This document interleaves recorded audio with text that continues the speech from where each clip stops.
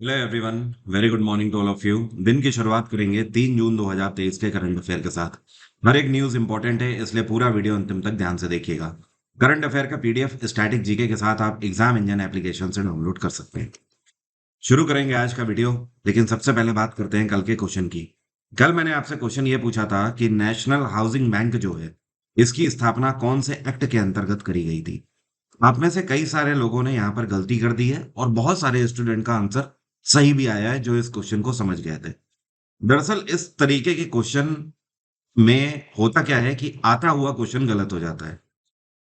ज्यादातर स्टूडेंट्स क्या करते हैं कि ऐसे में जिस ईयर स्थापना हुई है वही आंसर लगा देते हैं।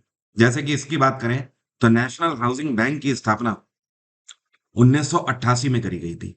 लेकिन कौन से एक्ट के अंतर्गत करी गई थी? तो 1987 के एक्ट के अंतर्गत करी गई थी। तो सही आंसर 1987 एक्ट है, ना कि 1988।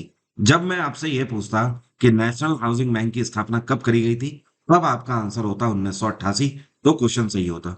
इस क्वेश्चन के हिसाब से एक्ट की बात हो रही है, इसलिए एक्ट 1987 के अंतर्गत इसकी स्थापना हुई थी। नेशनल हाउसिंग बैंक का हेडक्वार्टर है नई दिल्ली और इसके चेयरपर्सन है इस टाइम पे शरद कुमार होता। क्या नाम है? शरद कुमार होता। सीनियर आईएएस अधिकारी है।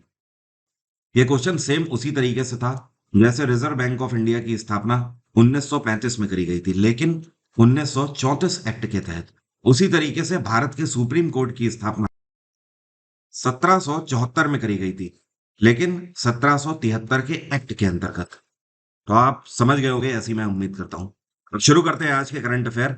अभी हाल ही में भारत और वियतनाम के बीच में एक मैरी टाइम सिक्योरिटी डायलॉग का आयोजन किया गया है। तो ये जो सिक्योरिटी डायलॉग आयोजित किया गया है भारत और वियतनाम के बीच में, कौन सा संस्करण इसका आयोजित किया गया है?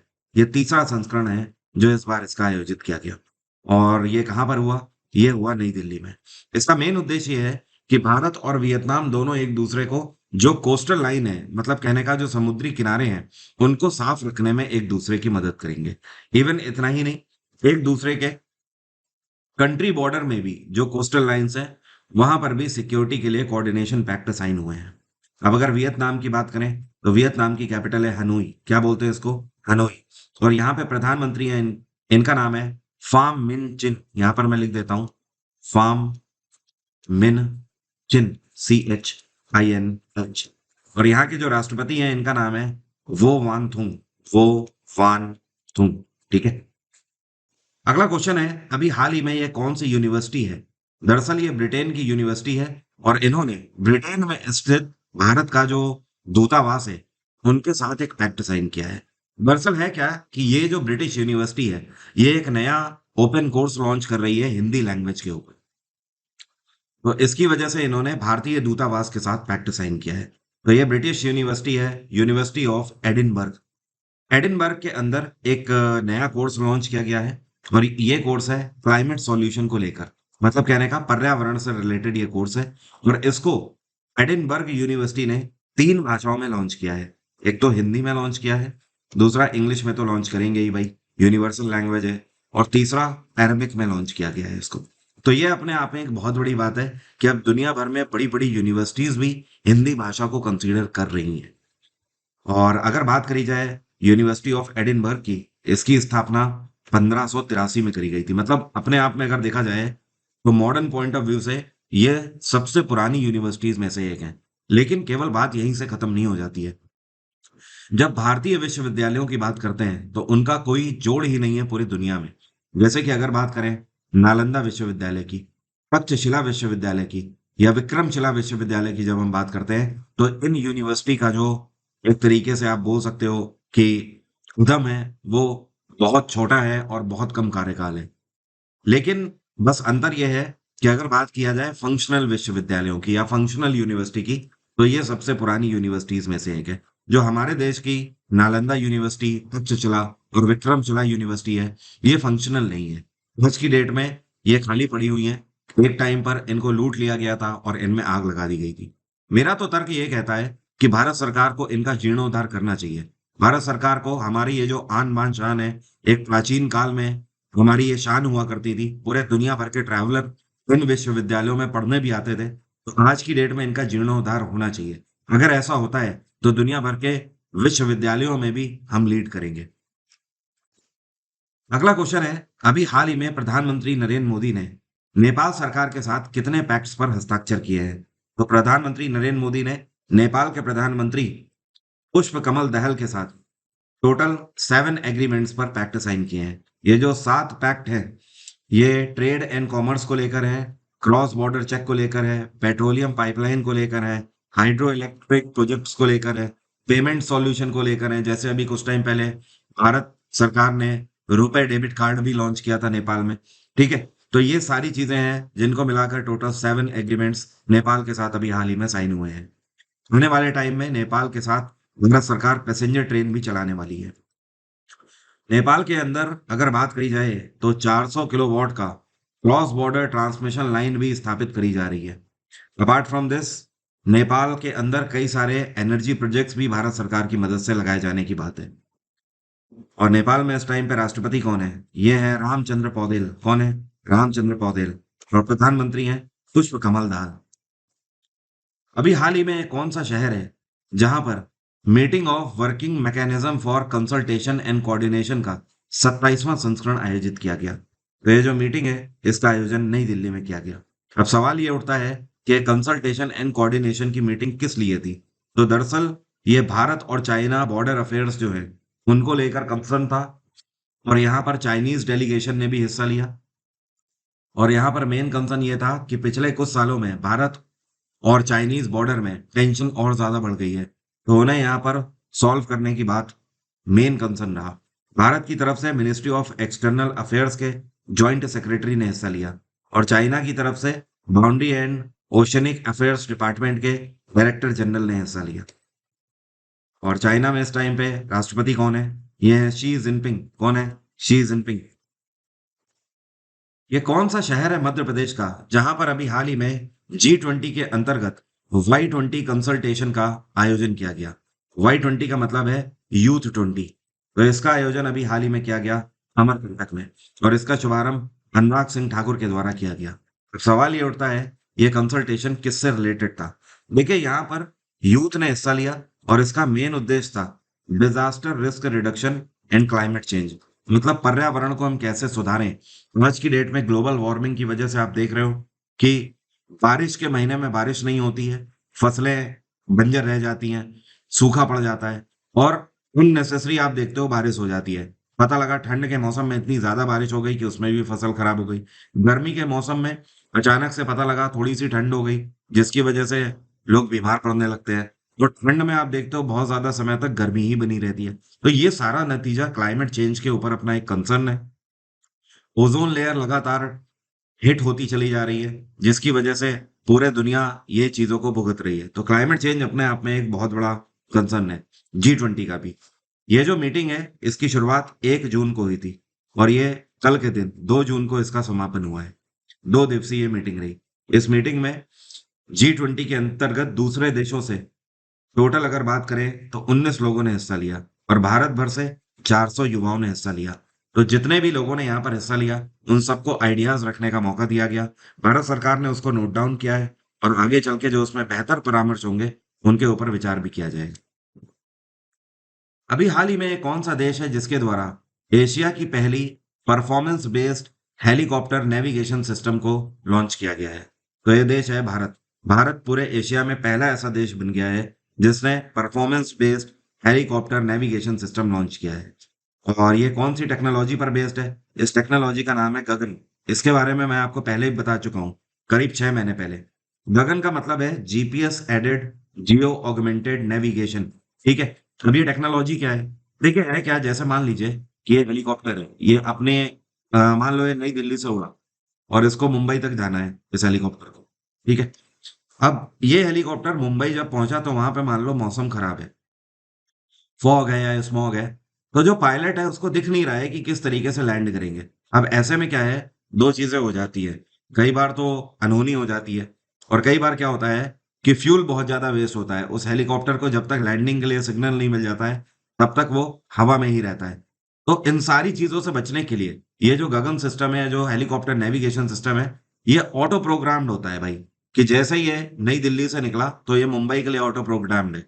अगर पायलट को विजन नहीं दिखता है, तो विजिबिलिटी अगर नहीं भी है, तो हेलीकॉप्टर अपने आप बता देगा कि ये रनवे है, यहाँ पर उतरना है इस पर्टिकुलर जगह पर, तो सेफली लैंड करा सकता है जो पायलट है, बिना सोचे समझे आराम से। तो अभी जो हाल ही में इसकी उड़ान हुई है, यह उड़ान मुंबई से लेकर पुणे तक कंडक्ट करी गई।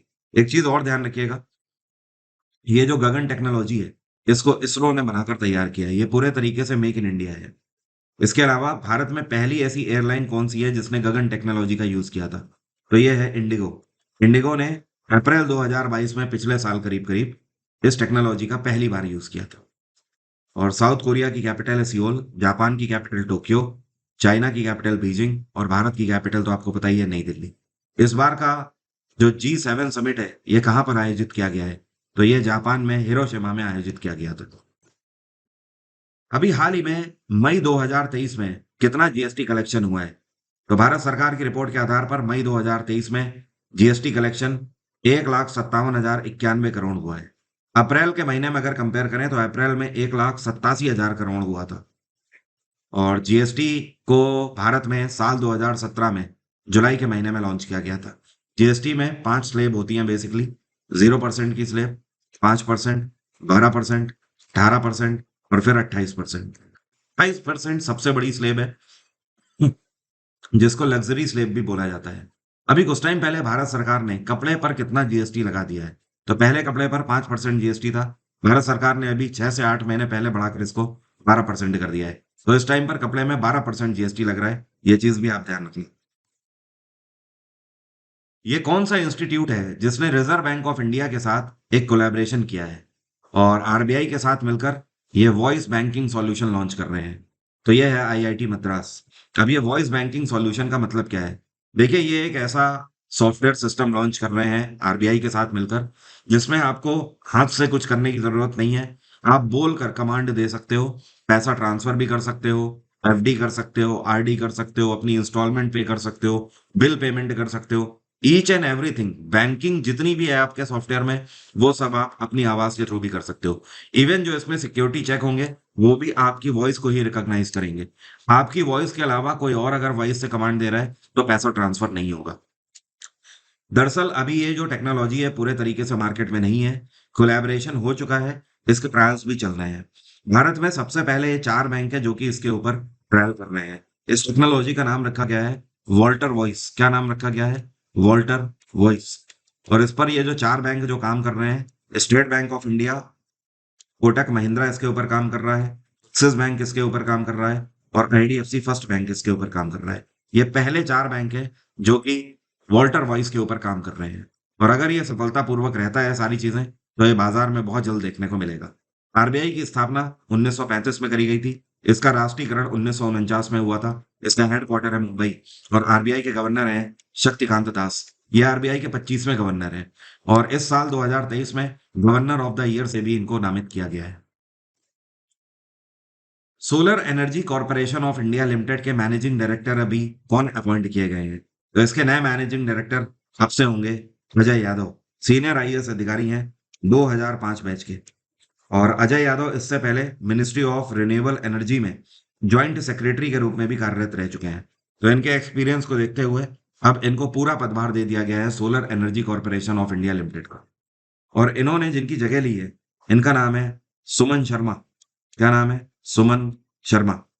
और सुमन शर्मा क्या रिटायर हो गए हैं? नहीं, सुमन शर्मा का ट्रांसफर हो गया है, ये यूपीएससी में चले गए हैं। यूपीएससी के मेंबर बन गए हैं Suman Sharma. Steel authority of India का नाम हर भारतीय ने सुना होगा, जिसको सेल बोलते हैं। सेल के नए चेयरपर्सन कौन बनाए गए हैं अभी हाल ही में? तो अब से सेल के नए चेयरपर्सन होंगे अमरेंद्र प्रकाश। क्या नाम है? अमरेंद्र प्रकाश। और इन्होंने किसकी जगह ली है? सोमा मुंडाल की इन्होंने जगह ली है। सोमा मुंडाल रिटायर हो गए हैं। और सेल की अगर बात करें तो इसकी स्थापना 1973 में करी गई थी। इसका हेडक्वार्टर है नई दिल्ली। अभी हाल ही में स्पेस एक्स कंपनी जो है एलोन मस्क की, इसके द्वारा कितनी स्टार लिंक सैटेलाइट एक साथ लॉन्च करी गई हैं? और ये सैटेलाइट दुनिया भर में ब्रॉडबैंड सर्विस प्रोवाइड करने के लिए लॉन्च करी गई है, मतलब इंटरनेट फैसिलिटी देने के लिए। एलोन मस्क पहले भी बोल चुके हैं कि ये दुनिया भर में इंटरनेट फैसिलिटी प्रोवाइड करेंगे। उसके लिए ये मल्टीपल सैटेलाइट्स लगातार लॉन्च कर रहे हैं। तो अभी हाल ही में एक साथ इन्होंने 52 सैटेलाइट्स लॉन्च करी हैं। स्पेस एक्स का अंदाजा है कि आगे आने वाले टाइम में टोटल इनको इस प्रोजेक्ट को लेकर मतलब दुनिया भर में एक्वायर करने के लिए इंटरनेट फैसिलिटी को टोटल इन्हें 12,000 स्टारलिंक सैटेलाइट लॉन्च करनी होंगी। कितनी?